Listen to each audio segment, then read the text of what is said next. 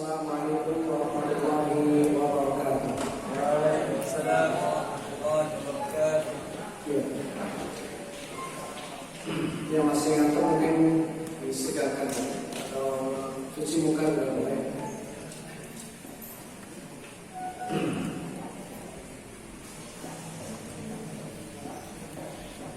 Alhamdulillahirabbil alamin. Wassalatu wassalamu ala asyrofil anbiya'i wal mursalin nabiyina wa Muhammadin wa ala alihi wa sahbihi ajma'in wa man tabi'ahum bi ihsanin ila yaumil qiyamah. Semangat ya insyaallah. Insyaallah. Ya, seperti ini siapa nih? Udah bawa bekal. Enggak ngantuk insyaallah. Gorengan sama es depannya. Pintar ini. Mesti biar enggak ngantuk ya.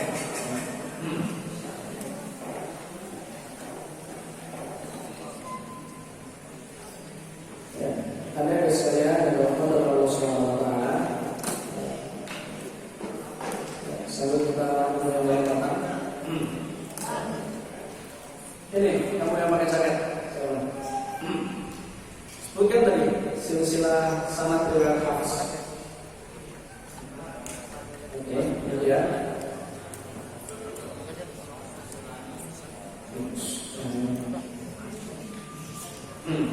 Ya, Abdurrahman As-Sulami, kemudian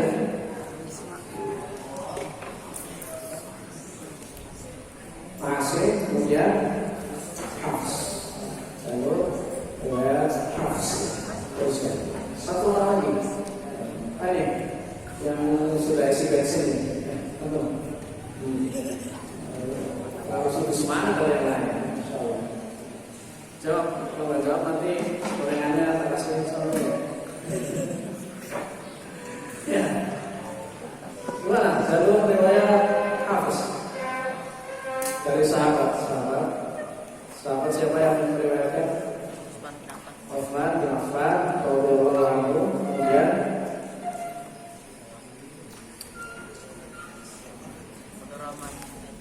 ya Abu Abdurrahman As-Sulami. Kemudian Abu Abdurrahman As-Sulami punya murid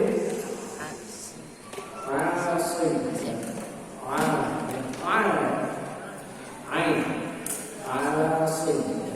Asim. Huruf Ain ini biasanya kesalahan yang terjadi adalah kesalahan yang terjadi dia sebagian orang mengucapkannya keluar dari hidung. Bisa dicek masing-masing. Kalau masih terdengar seperti ini, masih salah. Ini masih keluar dari hidung. Jadi kalau Asim, sama ya. Tapi kalau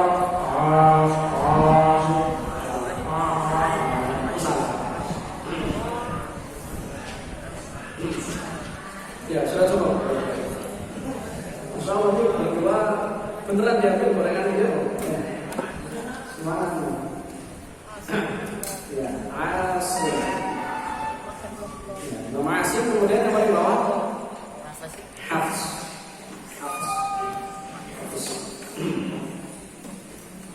Ya, jadi hadis tadi itu pementahan Al-Quran harus menjadi motivasi utama kita.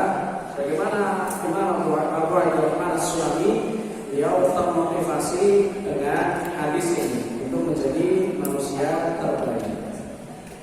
Kemudian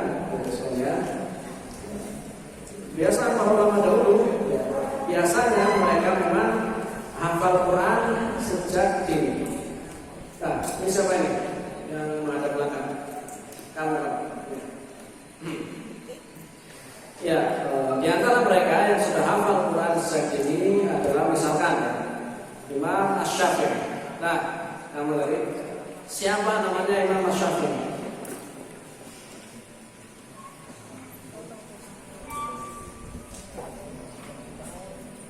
Ya, biar sambil pikir lah, kita kasih perpanjangan waktu. Ingat-ingat dulu. Imam Asy-Syafi'i diceritakan beliau pernah bercerita tentang masa kecilnya.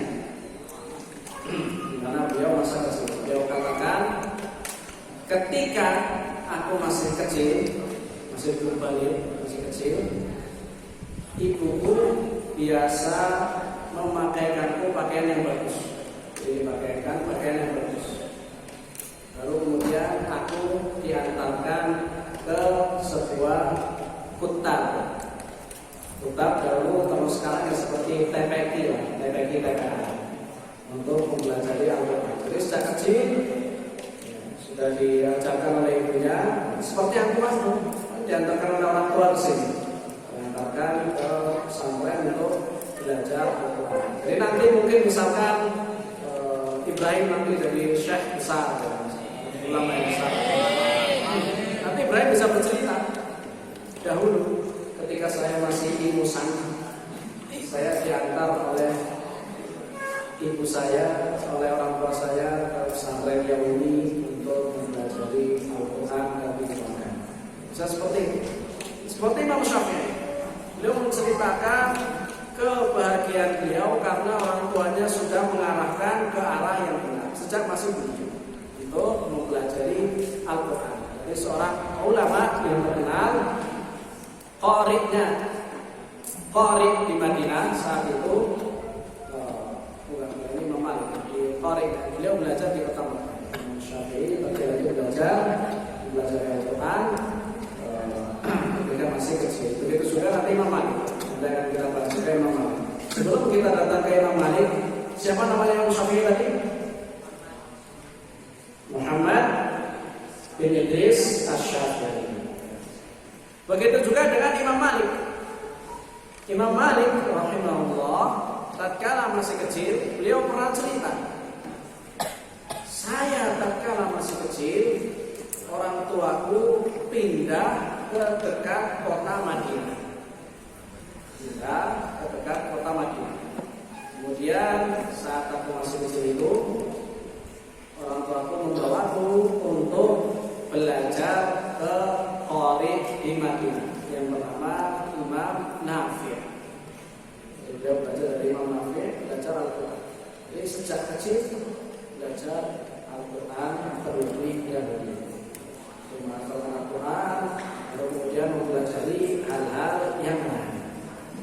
Maka antum sudah bagus, sudah ada yang hafalan 6 juz, 6,5, 5,5, sudah awal yang bagus. Sampai nanti belajar yang lain, sambil hafalan Quran, ya apa gunakan aja, nggak sama malu. Kalau tak lirik sedikit nggak malu-malu. Ya, jadi belajar hafalkan Al-Quran dengan bagus, lalu kemudian nanti pelajaran yang lain, insya Allah akan mengikuti. Ya, diantara juga ya, motivasi kita, ya, kita akan menjadi manusia spesial, bukan manusia super ya, manusia spesial. Karena ahlul Quran hum ahlullah wa khasah.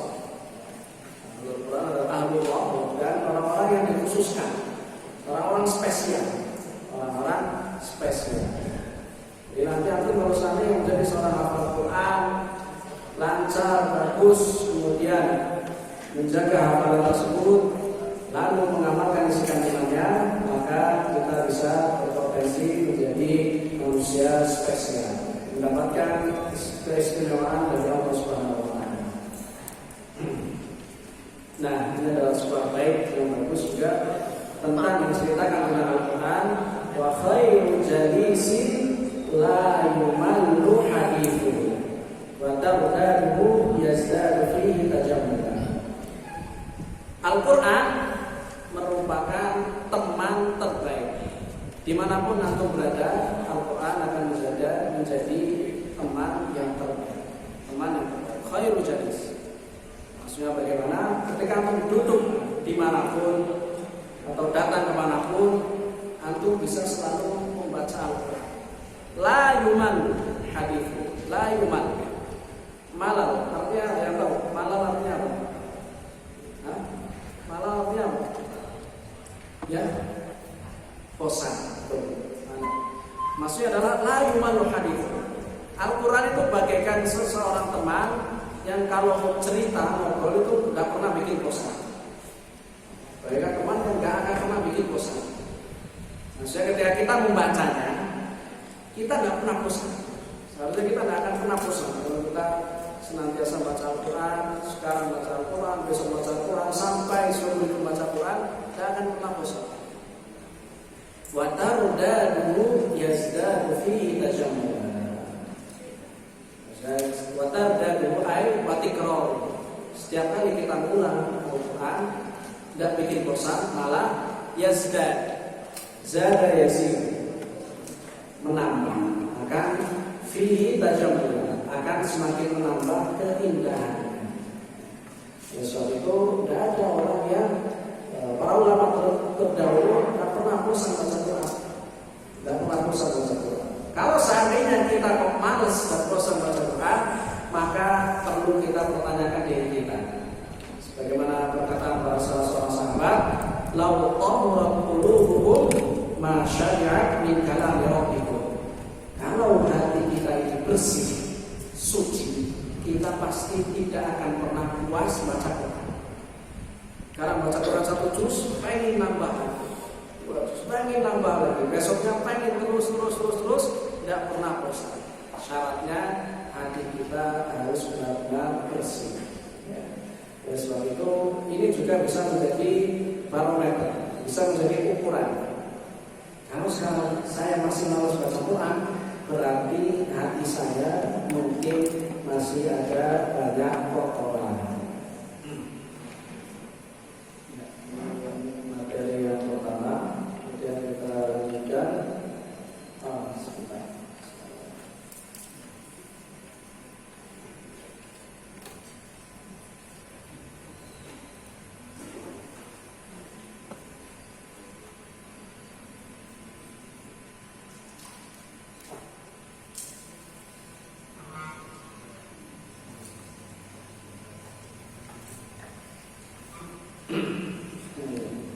Kebetulan materi ini juga pernah saya sampaikan kuliah. Jadi masih tersisa tulisan kuliah.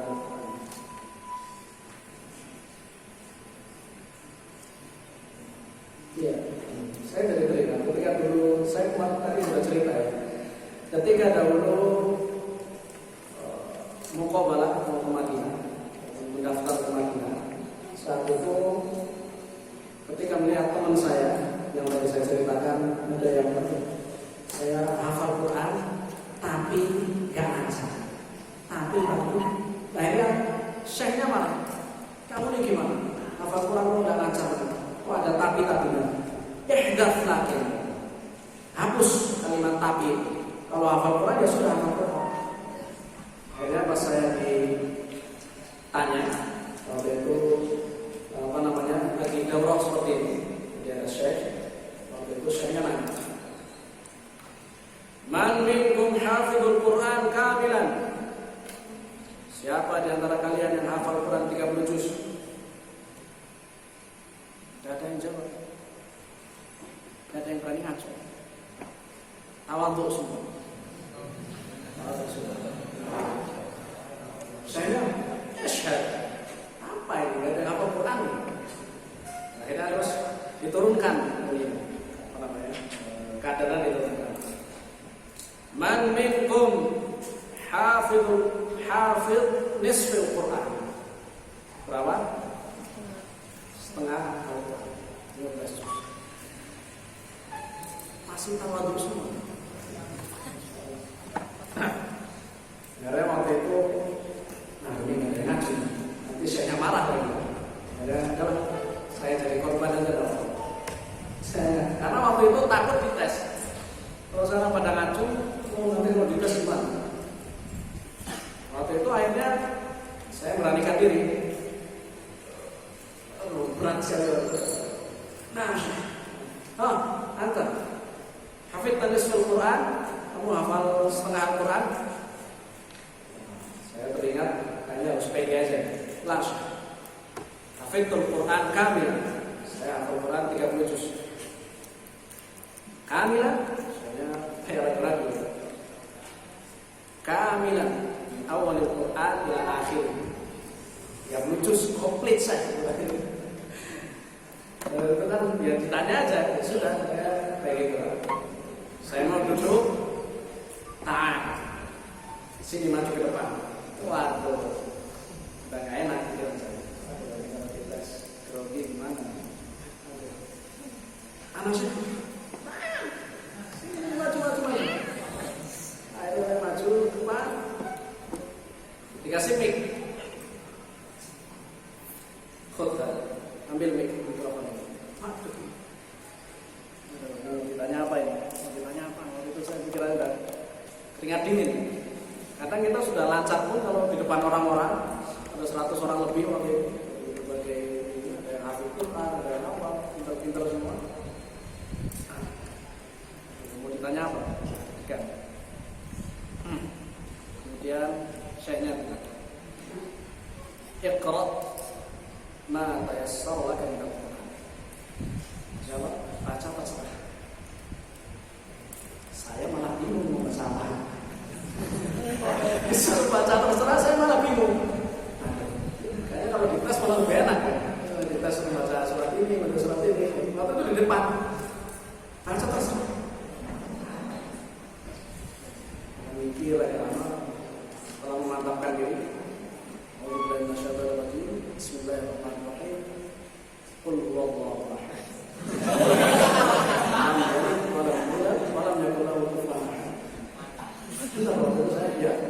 Orang disuruh baca terserah.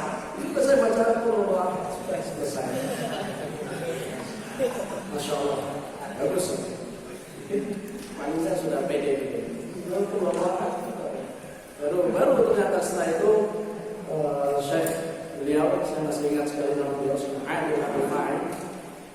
Beliau kemudian Ismak, nama Musa, Hafid Ibaduddin. Tulis namanya.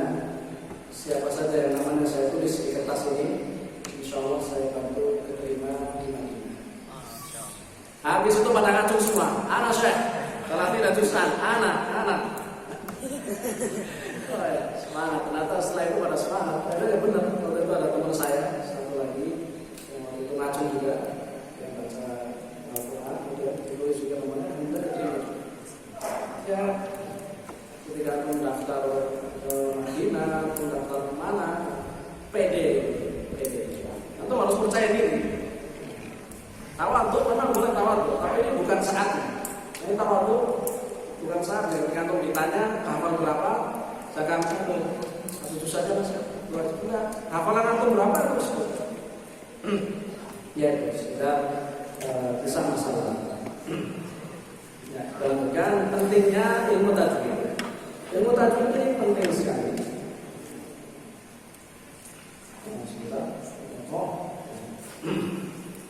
Ya, karena membaca Al-Quran merupakan salah satu dari ibadah yang terbaik. Banyak para ulama menjelaskan bahwasanya zikir merupakan ibadah yang terbaik, ibadah yang ringan, dan sebaik-baik zikir adalah membaca Al-Quran. Alladzina yadhkuruna Allaha qiyaman wa qu'udan wa 'ala junubihim. Seorang muslim adalah orang yang senantiasa berzikir kepada Allah dalam keadaan ketika dia berdiri, dalam keadaan ketika dia duduk, dalam keadaan ketika dia berbaring. Keadaan kita yang cuma 3 ini. Ada keadaan yang lain selain berdiri, duduk, atau jangan bilang jongkok. Jongkok nanti di tempat yang jongkok atau di kamar mandi kita tidak boleh baca Quran. Tapi dalam keadaan kita berdiri, berjalan, atau duduk, kita sedang naik kendaraan, atau kita sedang berbaring, senantiasa manfaatkan waktu untuk mengingat Allah Subhanahu wa taala, berzikir. Bisa berzikir dengan zikir yang kita kenal atau yang biasa kita baca, misalnya subhanallah, alhamdulillah, la ilaha illallah, atau kita juga bisa berzikir dengan zikir yang terbaik, yaitu membaca Al-Quran. Maka seorang yang sudah punya hafalan yang lancar, dia akan sanggup, bisa mudah sekali untuk membaca Quran kapan saja. Itu sudah jalan tadi beli makanan berikut. Baca Quran, zikir kan? Kalau misalnya apa?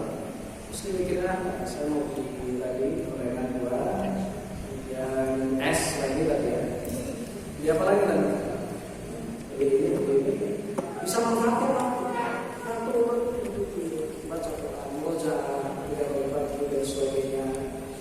kalau seandainya ngantuk ya bisa dipraktekkan sambil jalan motornya, apalagi mesinnya luas. Dulu saya juga ketika kalau seandainya nggak ngantuk, usahakan berdiri, murojaah sambil jalan. Karena insya Allah kalau berdiri nggak ketiduran. Atau ada yang pernah ketiduran kalau berdiri, udah berdiri masih ketiduran, perlu dikasih siram air biar ketiduran. Kalau duduk ketiduran, itu maklum, masih bisa dimaklum. Tapi kalau udah berdiri ketiduran juga, insya Allah ini sudah spesial. Faqra'u ma tayassara minal Qur'an. Maka setiap hari baca. Karena firman Allah Subhanahu wa taala pada surat apa ini? Al-Muzammil, ayat yang terakhir. Faqra'u ma tayassara minal Qur'an. Baca Al-Qur'an yang mudah. Tidak harus banyak-banyak, sedikit demi sedikit ya. Karena amalan yang paling dicintai oleh Allah Subhanahu wa taala adwamuha wa in qalla. Amalan yang paling istiqomah meskipun sedikit, tapi harus istiqomah. Sholat malam hanya 2 rakaat plus 1 witir, asal dari istiqomah lebih bagus daripada sholat malam semalam suntuk misalkan, tapi cuma sekali setahun. Lebih bagus lagi kalau sholat malam banyak bisa istiqomah. Kalau Imam An-Nawawi rahimahullah, siapa namanya Imam Nawawi? Belum tahu, kamu paling besar. Kamu. Tapi siapa yang kedua? Ketika ada yang kedua. Mau tak tanya rumah abang duluan. Tapi ada yang kedua yang bisa. Mana yang kedua? Tanya deh. Belakangnya. Namanya Imam Nawawi tahu nggak?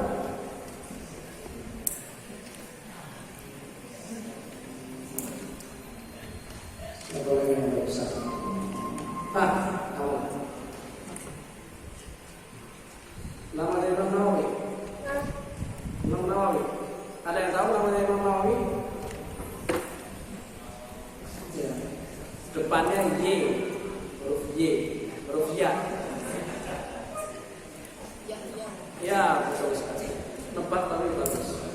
Yahya bin Syaraf An-Nawawi. Abu Zakaria Yahya bin Syaraf An-Nawawi. Beliau kunyahnya Abu Zakaria. Berarti anak beliau Zakaria anak beliau. Ya. Iya. Betul ya. Insyaallah. Imam Nawawi wafat dan belum menikah. Dari mana anak Zakaria ini dari mana? Tanggung jawab kamu. Tanggung jawab. Beliau wafat dan itu karena beliau terkenal ulama yang rajin sekali. Dalam sehari kalau nggak salah bisa 12 pelajaran beliau pelajari. 12 pelajaran ini dari pagi sampai malam. Belajar terus. Hingga kemudian beliau bahkan tidurnya sambil lagi belajar, kalau aku tertidur sambil duduk. Seperti tadi yang tidur di sana, masya Allah. Seperti Imam Nawawi, tidurnya sambil duduk. Supaya tidur sebentar, kemudian terbangun, belajar lagi. Lagi terbangun, belajar lagi.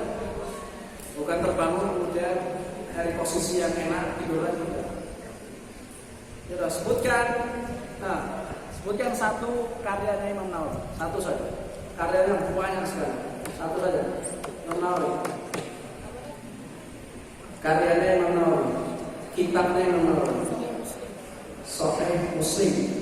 Sahih Muslim itu karyanya Imam Muslim. Namanya Sahih Muslim. Dari Sahih Bukhari, karyanya Imam Nawawi juga. Namanya Sahih Bukhari, karyanya Imam Bukhari. Hampir tepat. Karena Imam Nawawi punya syarah Sahih Muslim, bukan Sahih Muslim. Dia punya syarahnya namanya Al-Minhaj, syarah Sahih Muslim Ibn Hajar. Atau yang paling terkenal Arba'in Nawawi. atau kitab Riyadhus Shalihin. Ya, kata beliau di sini, i'lam, ketahuilah sesungguhnya bahwasanya tilawatul Quran adalah sebaik-baik zikir. Ini wawnya ini kehapus atau namanya tambahan. I'lam anna tilawatul Qur'ani hiya afdhalul adkar. Waw sama alifnya enggak ada. Oh, ada setelahnya. Wal matlub al-qira'atu bit-tadabbur. Dan yang tapi ini salah, harusnya enggak boleh terpisah ya. Alif sama lamnya enggak boleh terpisah. Bentar. Wal bisa seperti ini. Wal matlub al-qira'atu bit-tadabbur. Seperti yang kita sampaikan tadi di surat Shad. Saya ingatkan lagi. Kenapa kita bacanya Shad bukan Shad? Ya? Lupa karena Shad punya sifat apa? Pemalu, pemberani. Karena Shad punya sifat Itlaq dan sifat isti'la yang membuat hurufnya menjadi tebal. Nah, ini pentingnya kita belajar ilmu tajwid supaya kita tahu bagaimana dahulu Rasulullah SAW baca Quran. Dulu beliau baca Quran, bagaimana orang Arab mengucapkan huruf so, kemudian bagaimana orang Arab mengucapkan huruf to, bagaimana mengucapkan huruf ro, a, to, dan seterusnya.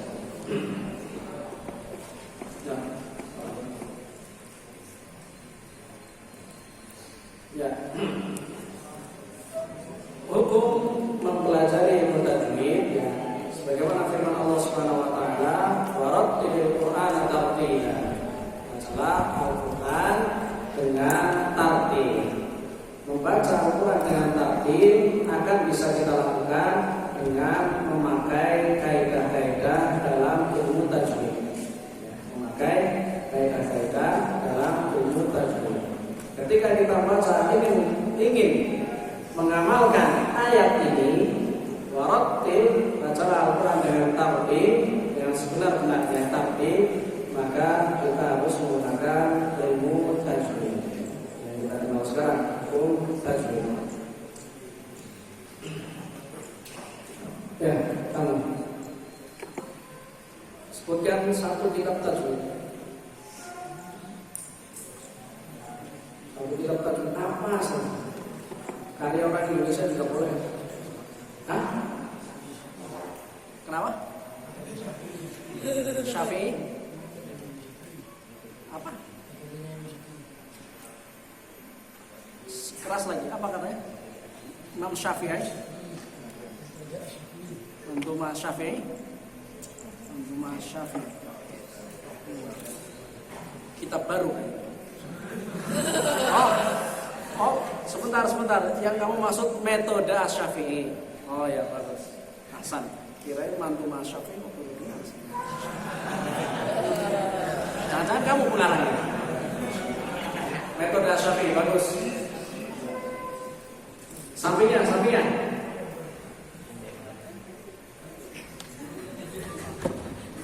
Jangan juga metode Maliki, metode apa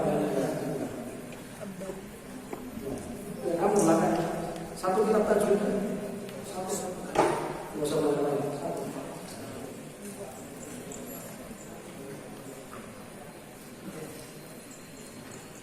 Ya, kamu, ya, apa? Thayyibatun Nasyr, masya Allah. Sebentar, sebenarnya ini kitab qiraat, tapi ada yang tajwidnya di sini. Tahu dari mana ada Thayyibatun Nasyr? Oh, ada di foto dari Syafi'i. Bagus. Berarti kamu baca kitab, baca bukunya meresap. Ya, Thayyibatun Nasyr itu juga karya Imam Ibnu Jazari yang tadi saya sebutkan baiknya Fahiyazuha Al-Fitri Intujma, mengumpulkan hampir 1000 jalur. Jadi kalau tadi yang kita pelajari ada hafaz, ya. Hafaz. Tadi kan satu ini masih satu jalur. Ya. Nanti di Imam Hafaz jalurnya bercabang. Jadi 2, kemudian nanti bercabang lagi jadi 52. Jadi jalurnya banyak sekali. Itu ada di Thaibatul Nasyr, jalur-jalur. Nanti akan kita pelajari saat kita mempelajari sanad Al-Quran. Jadi hukum mempelajari tajwid yang lebih tepat adalah hukum mempelajari tajwid itu wajib. Tapi perlu diperhatikan, wajib ada fardu ain, ada fardu kifayah. Sekarang mempelajari tajwid itu fardu ain atau fardu kifayah. Maka jawabannya ada tafsir atau ada perincian. Mempelajari atau mempraktekkan ilmu tajwid dalam membaca Al-Quran itu fardu ain. Karena setiap kita ain kan maksudnya setiap orang. Kita baca Quran nggak bisa diwakili. Sama seperti sholat itu fardu ain, nggak bisa. Kamu sholat ya mewakili saya, nggak bisa. Baca Quran juga gitu. Kita sendiri harus mengucapkan. Maka mempraktekkan ilmu tajwid hukumnya fardu ain. Tapi mempelajari teorinya, maksudnya ada yang namanya idhar itu apa, huruf-huruf idhar itu apa saja, huruf-huruf idgham itu apa saja, huruf-huruf iqlab itu apa saja, huruf-huruf ikhfa itu apa saja. Nah, secara teorinya fardu kifayah. Jadi bedanya kita praktek fardu ain, tapi belajar ada matan jazariyah, metode syafi'i dan sebagainya, ini fardu kifayah. Asalkan kita sudah bisa praktekannya dengan benar, kewajiban kita sudah terangkan. Tapi kalau mau lebih kuasai lagi, pelajari teorinya. Sehingga tadi, kalau kita sudah mempelajari teorinya, kita akan tahu kenapa huruf shad kita harus bacanya so, bukan sa. Karena dia punya sifat ini dan ini. Kenapa huruf ta misalkan? Kita mengucapkannya ta, ada nya sedikit. Bukan ta. Kalau ta seperti ini masih kurang tepat. Tapi ta ada nya ini, ada nafas yang keluar. Ini huruf ta. Beda dengan huruf t di bahasa Indonesia. Kalau t di bahasa Indonesia t biasa, tapi ta tidak bisa. An-an-ta. Ini namanya karena apa? Karena huruf ta punya sifat hams. Ada sifat hams. Kita kalau mempelajari teorinya kita jadi tahu. Dan kalau kita tahu sifat hams adalah sifat yang lemah, kita akan tahu kita mengucapkannya pelan. Ya ini pelan. An-an-ta. Salah kalau seandainya kita mengucapkannya an-an-ta. Terlalu berlebihan.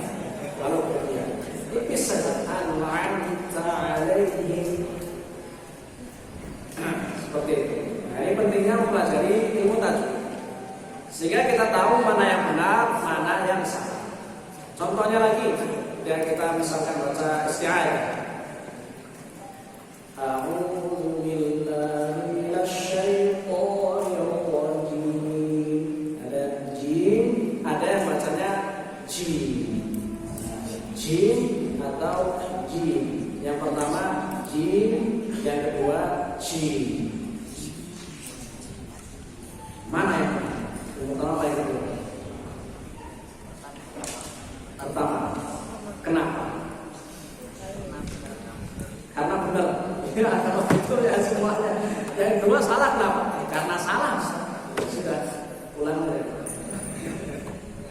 Ya, dengan kita pelajari teorinya, kita akan tahu orang itu sudah benar apa salah. Karena kita tahu huruf jim punya sifat namanya syiddah dan sifat jahr. Nanti aku baca di metode Syafi'i. Aku pelajarinya metode Syafi'i ya. Nah, metode Syafi'i itu ada sifat timbab, sifatul huruf, sifat syiddah, huruf jim, kemudian sifat jahr, juga jim punya. Maka kalau sudah punya sifat jar dan syiddah, tidak mungkin kita baca jim jadinya jim, jadi salah. Tapi jim, bukan jim. Itu juga nanti huruf-huruf yang lain juga sama. Huruf-huruf yang lain. Tapi kita perhatikan huruf ain, kita akan tahu kenapa seperti ini. Kita perhatikan huruf lain, misalnya huruf ra. Ada yang baca ra, ada yang baca ra. Kita tahu yang benar mana, yang salah mana. Setiap hurufnya. Ya. Di antara dalil pentingnya belajar ilmu tajwid adalah perkataan para sahabat atau perkataan para ulama, al-qira'atu sunnatun muttaba'ah ya'khudhuha al-akhiru 'anil awwal. Qira'at adalah sunnah muttaba'ah. Maksudnya apa? Kita ada ilmu masih baca Quran. Baca Quran merupakan sunnah muttaba'ah. Maksudnya apa? Ilmu yang diwariskan. Kita tidak bisa baca Quran otodidak, tidak bisa. Antum misalkan datang orang belum pernah belajar Al-Quran, langsung disodorkan Al-Quran, sudah kamu belajar sendiri, tidak bisa. Al-Quran harus diajari langsung oleh seorang guru, langsung berhadapan-hadapan dari mulut ke mulut langsung.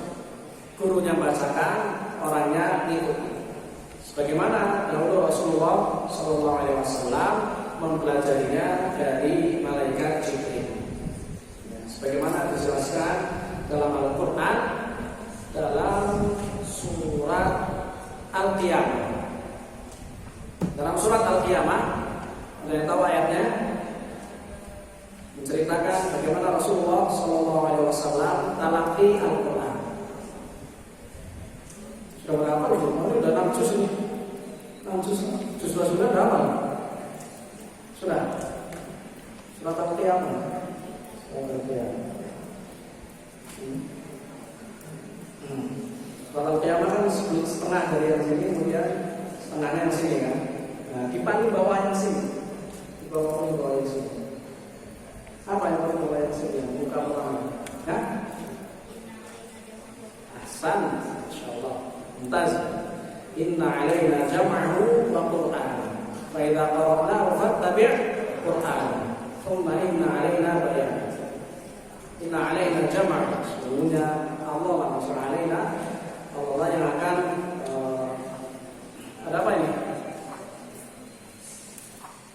Lagi diskusi apa? Ya, kita lanjutkan. Allah Subhanahu wa taala yang akan mengumpulkan Al-Quran dalam badan Nabi Muhammad SAW. Faida qara'nahu fattabi', maka itulah bahwasanya yang kami bacakan melalui malaikat Jibril, fattabi' Quran, maka ikutilah bacaan tersebut.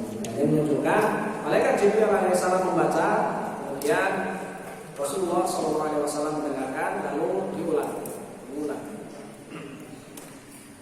Begitu juga sahabat Ali bin Abi Thalib radhiyallahu anhu pernah berkata, Inna Rasulullah sallallahu alaihi wasallam, ini maksudnya di sini adalah sallallahu alaihi wasallam. Berubah. Inna Rasulullah sallallahu alaihi wasallam ya'murukum an yaqra'a kullu rajulin kama ullim. Sebenarnya Rasulullah sallallahu alaihi wasallam memerintahkan setiap dari kalian membaca sebagaimana diajarkan. Nah, ini yang perlu kita garis bawahi, sebagaimana diajarkan. Jadi kalau ada sebagaimana diajarkan, tidak mungkin dia belajar otodidak. Karena kalau misalnya otodidak, bisa jadi ada ayat-ayat yang salah membacanya. Pernah dosen kami cerita, dosen kami di Saudi, dia pernah datang ke pelosok, di daerah Saudi ada pelosok-pelosok orang-orang Badui dan sebagainya, orang-orang yang di daerah pelosok, ada sebagian orang yang memang dari kecil tidak pernah belajar Al-Quran. Ada, entah ketika mudanya sibuk ngapain atau bandel atau apa,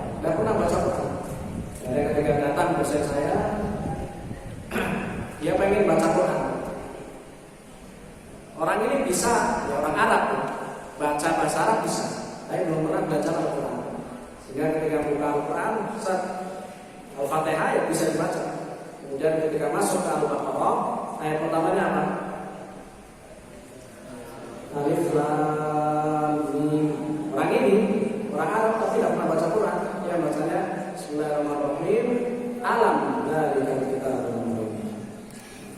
Nah, ini salah satu bukti kalau Al-Quran tidak mungkin kita pelajari otodidak. Harus belajar dari guru. Bagaimana pengucapan kita? Pengucapan sod ya. Bacanya harus benar. Ain, ta, jim. Kalau sampai sekarang masih ada yang jim, nah ini masih salah. Jim, ta, salah. Jim, jim, jim. Coba. Jim, jim. Dari mana huruf jim ini keluarnya? Dari sebelah mana? Dari langit lah. Langit. Langit-langit ini tidak. Dari mana? Jim. Sehingga dia keluarnya jim.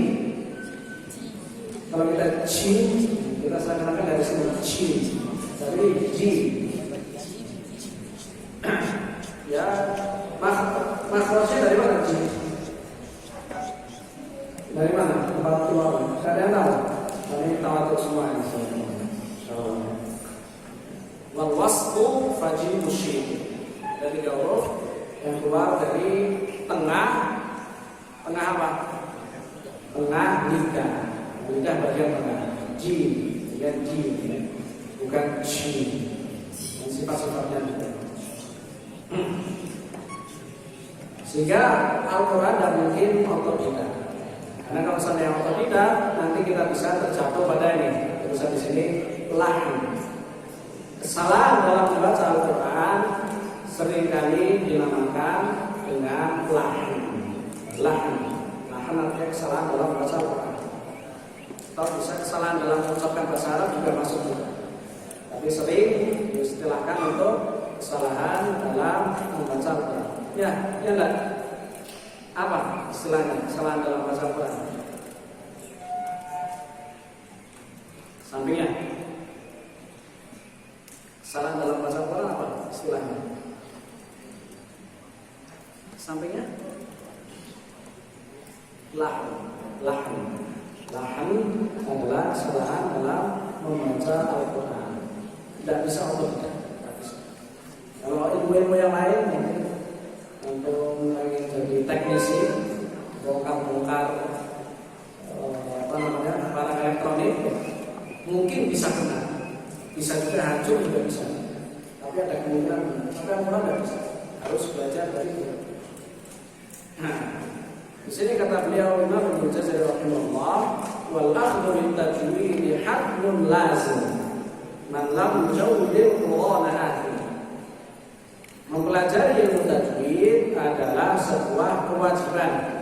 Barang siapa yang tidak mentajwidkan Al-Quran, tidak membaca Al-Quran dengan tajwid, maka saya dia berdosa. Artinya, dia sudah bisa, tapi kemudian tidak mau praktekkan. Nah, ini yang berdosa. Nah, bagaimana kalau orang yang tidak bisa? Sudah berusaha tapi tidak bisa. Gimana? Dosa enggak?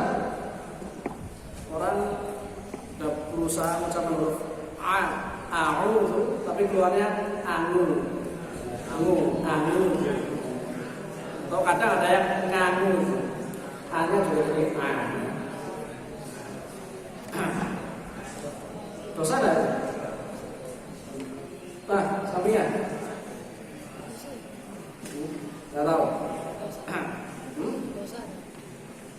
Kalau sengaja, kalau dia sengaja tidak mau belajar, atau dia sudah tahu tapi tidak mau praktekkan, maka kata Imam Ibnu Jazari, dia sudah bisa tapi tidak mau praktekkan, maka menurut pendapat Ibnu Jazari dia bisa ditakutkan berdosa. Tapi orang yang sudah berusaha tapi tetap tidak bisa, dia sudah berusaha tapi tidak bisa, mau gimana lagi? Maka kita kembali kepada firman Allah Subhanahu wa taala, la yukallifullahu nafsan illa wus'aha. Surat apa ini? Al-Baqarah. Ayat-ayat Kemudian terus dapat pahala enggak? Sekarang kalau tidak dapat dosa, oke, adalah yang berfirman nafsa dalam usaha, terus dapat pahala apa enggak? Maka jawabannya sesuai dengan hadis Rasulullah SAW, al-mahiru bil Quran masafaratil kiramil barah, walladhi yaqra'ul Quran wa huwa yatata'ta. Dan siapa yang membaca Al-Quran dengan terbata-bata, yang terbata-bata, wa huwa alaihi syaqq, dia merasakan kesulitan, falahu ajrun, maka dia mendapatkan 2 pahala. Dia mendapatkan 2 pahala, tetap berpahala. Tapi kalau mau sempurna, sebagaimana sabda Rasulullah SAW, al-mahir bil Quran, orang yang pandai dalam membaca Al-Quran, mahir, masafaratil kiramil bararah, dia akan bersama para malaikat di surga nanti. Semoga kita termasuk dari mereka. Amin ya rabbal alamin. Maka kalau terbata-bata dapat pahala. Tapi kalau mau sempurna, berusaha terus supaya nanti bisa menjadi orang yang mahir dalam membaca Al-Quran. Nah, yang masalah kalau seandainya orang sengaja sudah bisa, tapi sengaja bacanya dengan salah. Nah, ini yang ditakutkan nantinya athimu alias berdosa. Dengan alasan apa? Al-Quran harus baca dengan tajwid. Selama dia bisa, ya sudah. Fattaqullaha mastata'tum, dibaca. Jangan seperti pernah saya mendengar cerita dari guru saya. Pernah ada yang baca Al-Quran, baca isti'adzah, harusnya kan dibaca a'udzu billahi minasyaitonir rajim. Syaiton, ya, seperti ini. A'udzu billah. Dia bacanya enggak kayak gini. Dia bacanya a'udzu billahi minasyaitonir rajim. Maka dia sengaja ketika ditanya, kenapa kamu baca kayak gini? Dia jawab, Allah azim, Allah itu besar. Jadi kita baca harus Allah, a'udzu billah. Syaitan itu kecil, syaitan. Jadi baca alasannya gitu, tidak bisa seperti itu.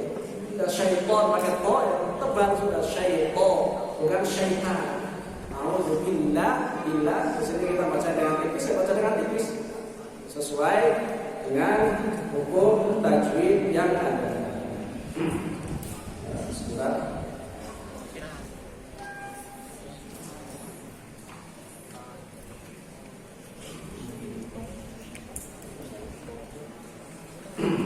Ya, ini kita istirahat lagi sebentar. Setelah 10 menit, kemudian kita lanjutkan lagi. Materi terakhir, insyaallah kita akan membahas tentang sanad Al-Quran. Jadi kita membaca Al-Quran, hafid, dan boleh cuma sampai di situ selesai enggak? Nanti kita berusaha mengambil sanad Al-Quran karena ini adalah istimewa. Nanti akan saya jelaskan juga syarat-syarat, tips-tipsnya. Ya. Nah, sallallahu alaihi wasallam.